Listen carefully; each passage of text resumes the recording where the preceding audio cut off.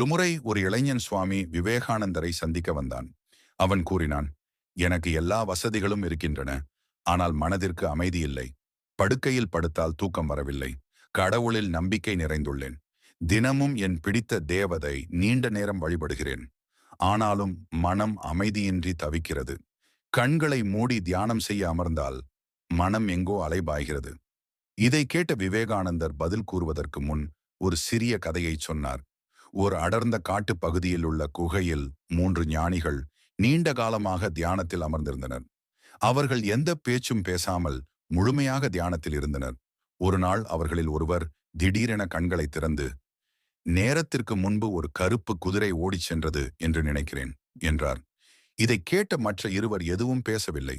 அவர்கள் தியானத்திலேயே இருந்தனர். 6 மாதங்கள் கடந்தன. அப்போது 2வது ஞானி கண்களை திறந்து, அது கருப்பு குதிரையா?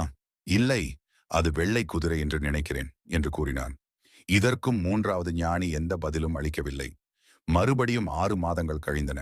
அப்போது 3வது ஞானி ஆத்திரமடைந்து, உங்களுக்குள் இப்படி போய்க்கொண்டே இருந்தால் நான் வேறு இடம் ஒன்றில் தியானம் செய்வது நல்லது என்று கூறி அங்கிருந்து எழுந்து சென்றார். விவேகானந்தர் இந்த கதையை முடித்தவுடன் அந்த இளைஞனிடம் கூறினார், இந்த 3 ஞானிகள் கண்களை மூடி தியானித்திருந்தனர். ஆனால் உண்மையில் அவர்கள் மனதை மூடி தியானித்திருந்தார்கள். இது போன்ற தியானத்தால் இறைவனை அடைய முடியாது.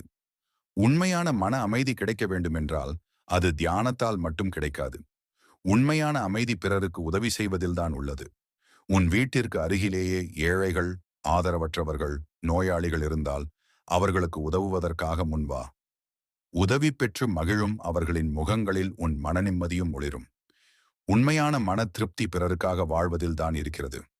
மனதில் திருப்தி இருந்தால் நிம்மதியும் அமைதியும் தானாக வரும்.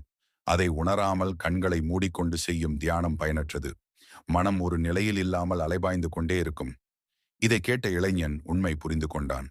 மன அமைதி வேண்டுமென்றால் அது தியானத்தால் மட்டுமல்ல, பிறரை சேவையில் ஈடுபடுவதன் மூலம் கிடைக்கும் என்பதையும் உணர்ந்தான்.